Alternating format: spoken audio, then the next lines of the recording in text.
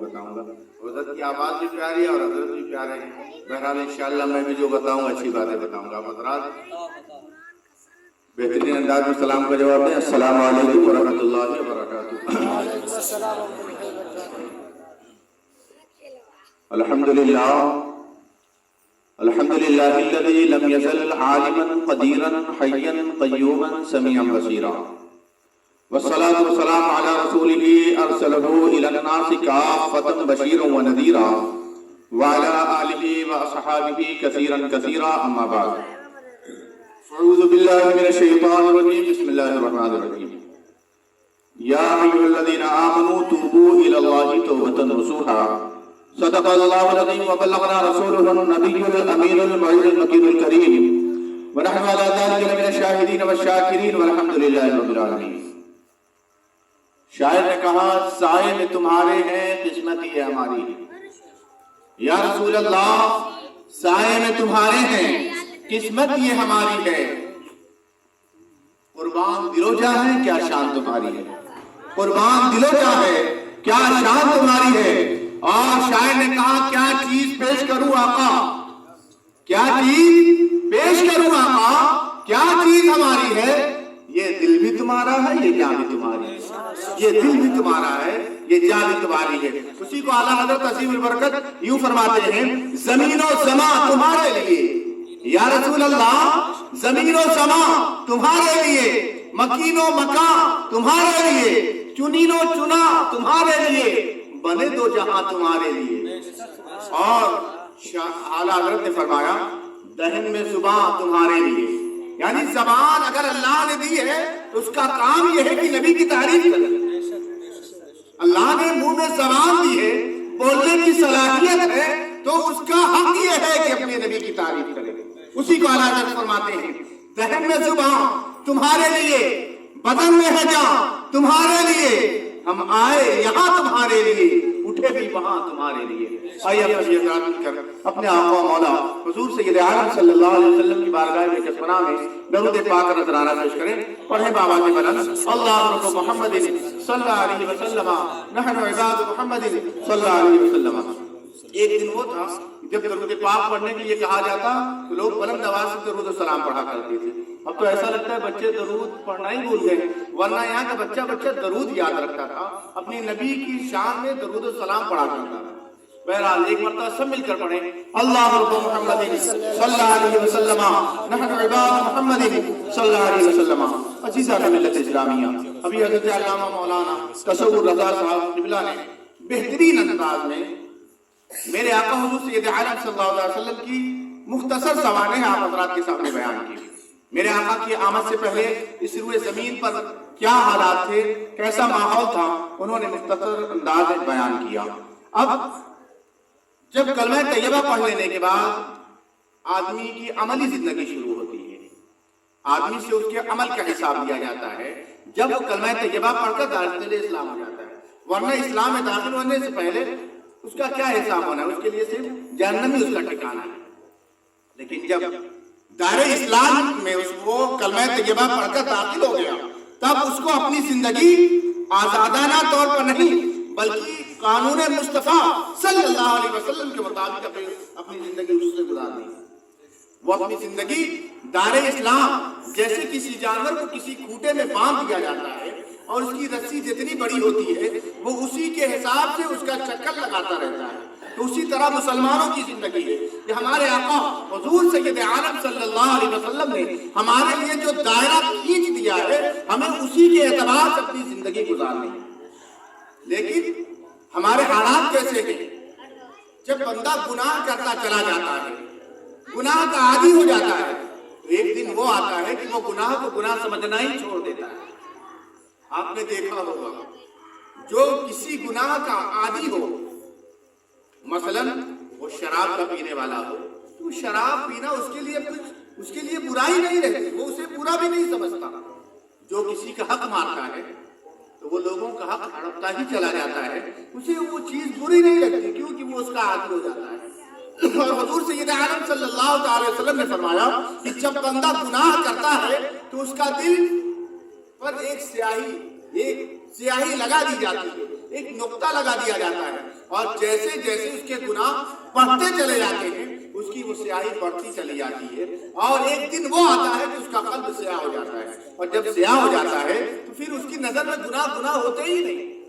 وہ کوئی بھی گناہ کرتا ہے کھلے عام کرتا ہے، کوئی اگر اسے سمجھاتا ہے تو وہ سمجھانے والے کو بے وقوف سمجھتا ہے، اس کی نظر میں گناہ رہتا ہی نہیں۔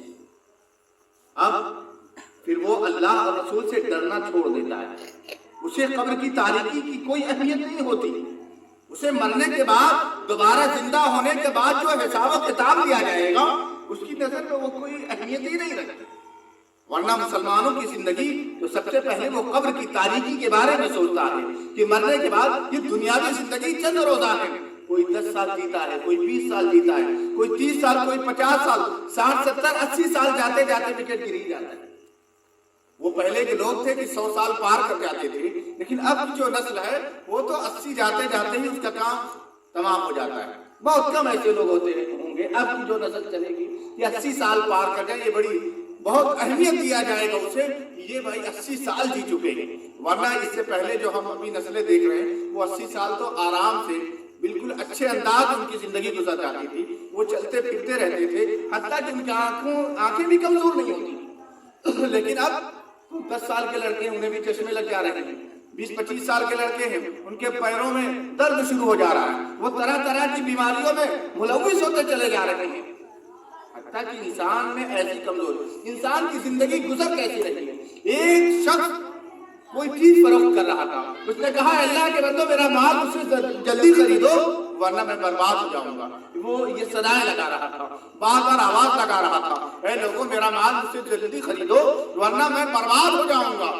ایک بزرگ اپنے حجرے میں ہیں، ان کا ایک خادم ان کی بارگاہ میں ہے، تو وہ اپنے استاد سے پوچھتا ہے حضرت محترم آخر یہ شخص بیچ کیا رہا ہے کہ کہتا ہے کہ میرا مال مجھ سے جلدی خریدو ورنہ میں ہلاک ہو جاؤں گا، میں برباد ہو جاؤں گا۔ تو استاد محترم نے فرمایا اے اللہ کے بندے سنو، یہ بیچنے والا جو تاجر ہے وہ برف کا بیچنے والا ہے، اور اس کی مثال ایسے ہی ہے جیسے یہ برف گل رہی ہے، اگر یہ برف گل جائے گی تو وہ اس کا مال برباد ہو جائے گا اور وہ برباد ہو جائے گا، اس کا مال ختم ہو جائے گا اور وہ برباد ہو جائے گا۔ اسی طرح انسان کی زندگی ہے، آپ دیکھ رہے ہیں ہفتہ دن کی طرح گزرتا چلا جا رہا ہے، ہفتہ مہینہ ہفتے کی طرح گزرتا چلا جا رہا ہے، اور سال مہینے کی طرح گزرتا چلا جا رہا ہے۔ بڑی تیزی کے ساتھ ہماری زندگی اپنا سفر طے کرتی چلی جا رہی ہے، زندگی ایسے ہی چل رہی ہے جیسے برف گل جایا کرتا ہے۔ تو جب بندہ گناہ کا عادی ہو جاتا ہے تو پھر گناہ نہیں سمجھتا اور اس کی نظر میں برائی نہیں رہتی۔ سنو ایسے ہی ایک بندہ تھا جو اپنے محلے والوں کی قیادت کیا کرتا تھا، ان کی امامت کیا کرتا تھا، کچھ علم تھا اس کے پاس، اسی کی بنا پر لوگ اسے اہمیت دیتے تھے۔ وہ اپنے گاؤں میں پڑھا لکھا تھا تو لوگ اس کی اہمیت دیتے۔ آپ جانتے ہیں جو پڑھا لکھا ہوتا ہے جہاں کوئی عالم نہ ہو تو جو گاؤں کا پڑھا لکھا آدمی ہے لوگ اسے امامت کے لیے آگے بڑھا دیتے ہیں، لوگ ہر چیز میں اس سے مشورہ کرتے ہیں، اس کو آگے بڑھا دیا کرتے ہیں، ہر چیز اس کے رائے اور مشورے کے اعتبار سے کیا کرتے ہیں۔ ایسے ہی اللہ کا ایک بندہ تھا جو اپنے لوگوں کی قیادت کرتا، امامت کرتا، لوگ بڑی اہمیت دیتے ہیں۔ ایک دن ایسا ہوا کہ وہ جلدی میں آیا مسجد میں اور نماز کا وقت تھا، وہ بھول گیا اور بے وضو وہ مصلی امامت پر کھڑا ہو گیا۔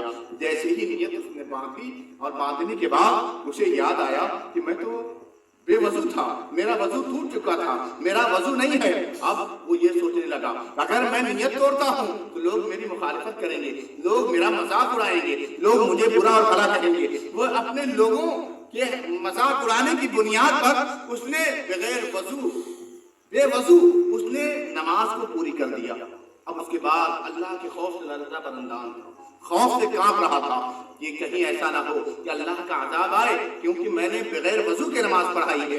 سارے لوگوں کی نماز کا ذمہ دار اس کا امام ہوا کرتا ہے، امام سب کی رہنمائی کرتا ہے، سب کی حفاظت اس کے ذمہ ہے کہ وہ سب کی نمازوں کو پار گھاٹ لگاتا ہے۔ وہ بڑا پریشان تھا، وہ ششدر اور پریشان ہے، کہیں ایسا نہ ہو کہ اللہ کا عذاب آئے اور میں ہلاک ہو جاؤں۔ اب تو اللہ کا عذاب آئے گا، وہ خوف زدہ لرزہ براندام ہے، کیونکہ اس نے حدیث رسول سن رکھا ہے بغیر وضو نماز پڑھانے سے اس کی یہ سزا ہے۔ وہ کانپ رہا ہے، لیکن وقت گزرتا رہا کوئی عذاب نہ آیا اور اسے کچھ بھی نہ ہوا۔ اس نے جب یہ دیکھا کہ بغیر وضو نماز پڑھانے سے کچھ نہیں ہوا تو وقت گزرتا رہا تو اس उसने एक दिन कसरत बगैर वजू के नमाज पढ़ाई और उसके बाद फिर वो इम्तिहान ले रहा था जब अल्लाह का अजाब आता है कि नहीं आता है, वो मुंतज़िर है जब तो अल्लाह का अजाब जरूर आएगा। उस दिन तो मैंने भूल चूक में नमाज पढ़ाई थी, आज तो मैंने कसरत पढ़ाई है, अब मैं अल्लाह के अजाब से ना बच सकूंगा, अब तो अल्लाह का अजाब आकर रहेगा और मैं परेशान हो जाऊंगा। हो सकता है कि अल्लाह की तरफ से आग आ जाए और मैं जलकर खाक हो जाऊं, कहीं ऐसा अजाब हो कि जमीन फट जाए और उसके अंदर मुझे धंसा दिया जाए, कहीं ऐसा ना हो कि वबाएं आए और मैं उसमें मुब्तला हो जाऊं, किसी मोहलिक मर्ज में मुझे मुब्तला कर दिया जाए। वक्त गुजरता रहा लेकिन उसे कुछ भी ना हुआ। और जब उसने ये देखा कि बगैर वजू कसरत मैंने नमाज पढ़ाई फिर भी कुछ ना हुआ, तो आपने सुना कि मेरे आका ने फरमाया कि जब कोई गुनाह करता है तो एक स्याह धब्बा उसके दिल पर लगा दिया जाता है, जैसे जैसे उसके गुनाह बढ़ते चले जाते हैं वैसे वैसे उसका दिल स्याह होता चला जाता है। अब उसका ईमान कमजोर हो गया था, क्या बगैर वजू नमाज पढ़ने से कुछ भी नहीं होता, अब वो आदी हो गया, बगैर वजू के नमाज पढ़ता और पढ़ाता रहा। एक दिन ऐसा हुआ, रात का वक्त था, जब सुबह का वक्त हुआ, नमाज फज्र का वक्त हुआ, लोगों ने उसे बेदार किया और वो मुख्तलिफ था, उस पर गुस्ल फर्ज था, लेकिन उसने फिर ये सोचा कि अगर मैं इन लोगों से कहूं कि मैं गुस्ल करूंगा, मुझे गुस्ल की हाजत है, मुझे बाकी हासिल करने की हाजत है, तो ये लोग मेरा मजाक उड़ाएंगे, लोग मुझ पर तान कसेंगे, लोग मेरा मजाक उड़ाएंगे। उसने ये सोचते हुए जाकर हालत निजासत में उसने इमामत कर दी। अब वो खौफ से कांप रहा है, अब तक तो मैंने बगैर वजू नमाज पढ़ाई कि अल्लाह मुझे माफ कर देता है, वो रहमुर राहिमीन है, वो गफूरुर रहीम है, माफ कर देता है, वो 70 माओं से ज्यादा मेहरबान है, वो माफ कर देता है।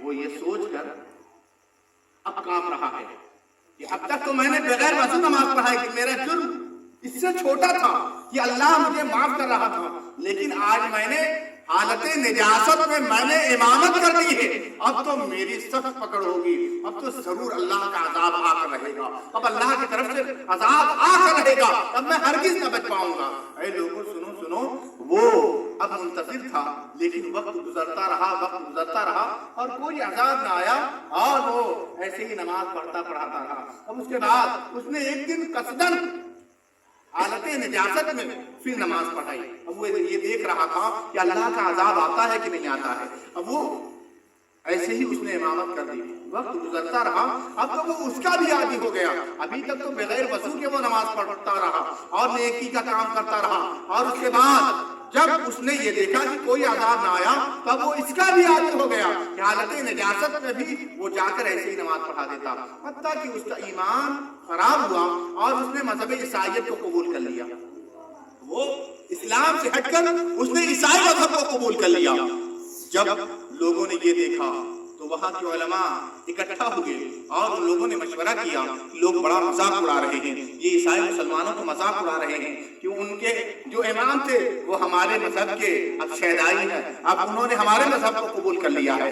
उन लोगों ने आपस में मशवरा किया, चल कर उसे समझाया जाए, उसे हिदायत की बातें बताई जाए, ताकि हो सकता है कि अल्लाह फिर उसके गुनाहों को बख्श के उसे साहिब ईमान कर दे।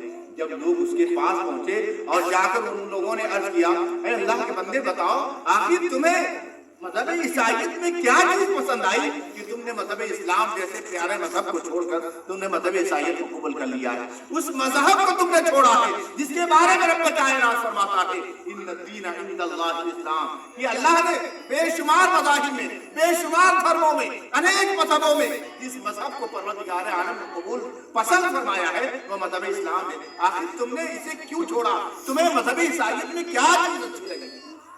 अल्लाह के बंदो सुनो, तो उसने कहा, ऐ लोगों तुम मुझे मेरे हाल पर छोड़ दो, अब तो कुरान और हदीस पर मुझे यकीन ही नहीं रहा, अब मेरे नजर में उसकी कोई अहमियत नहीं रही माअज़ल्लाह। लोगों ने पूछा आखिर बात क्या है, तो उसने कहा तुम्हारे यहाँ जो चीजें लिखी हुई हैं उस पर यकीन नहीं है, क्योंकि मैंने वो करके देखा है और कुछ भी नहीं होता है, तो ये बातें गलत लिखी हुई है माअज़ल्लाह। लोगों ने पूछा आखिर बात क्या है, तुमने क्या अमल किया था? तो उसने कहा मैंने एक दिन भूल कर पढ़ाई और उसके बाद मैं मुंतज़िर था कि अल्लाह का अजाब आएगा, क्योंकि फरमाने रसूल है कि अल्लाह का अजाब आएगा, अल्लाह का अजाब आकर रहेगा, लेकिन कुछ भी ना हुआ। मैंने हालत जनाबत में غسل فرض تھا مجھ پر اور میں نے ناپاکی کی حالت میں میں نے نماز پڑھا دی ہے تو بھی مجھے کچھ نہ ہوا, میں اس کا بھی عادی ہو گیا, کچھ بھی نہ ہوا. تو تمہارے یہاں جو سب یہ باتیں مجھے محض غلط نظر آتی ہیں. تو ان لوگوں نے کہا اللہ کے بندے کیا تم عذاب اسی کو سمجھتے ہو کہ زمین پھٹ جائے اس کے اندر تمہیں دھسا دیا جائے, صرف یہی عذاب ہے؟ کیا تم یہ سمجھتے ہو تمہارے اوپر آگ کی بارش ہو جائے اور تم جل کر خاک ہو جاؤ, کیا تم یہی عذاب سمجھتے ہو؟ ارے سب سے بڑا عذاب تو تم پر یہ مسلط کر دیا گیا ہے کہ مذہب اسلام کے ماننے والے تھے, اگر تم سے گناہ سرزد ہوتا تھا تو تم اپنے گناہوں کی سزا پانے کے بعد ایک نہ ایک دن بخش دیے جاتے اور جنت الفردوس میں تمہارا ٹھکانہ ہو جاتا, تمہیں جنت میں داخل کر دیا جاتا, تم اپنے گناہوں کی سزا پانے کے بعد جنت میں بھیج دیے جاتے. لیکن تم تو اب تم پر ایسا عذاب مسلط ہو گیا, تم ہمیشہ ہمیشہ عذاب جہنم میں مبتلا رہو گے, کبھی کبھی تمہارے لیے کوئی رہائی نہ ہو. اللہ کی طرف سے آپ کے گھر میں بارش ہوگی آگ کی, تب آپ سمجھے کہ اللہ کا عذاب آ رہا ہے. ہر گھر میں بے برکتی ہے, وجہ کیا ہے؟ نہ قرآن کی تلاوت کی جاتی ہے, نہ نمازی رہتے ہیں. ایک بزرگ گزر رہے تھے, ایک شخص نے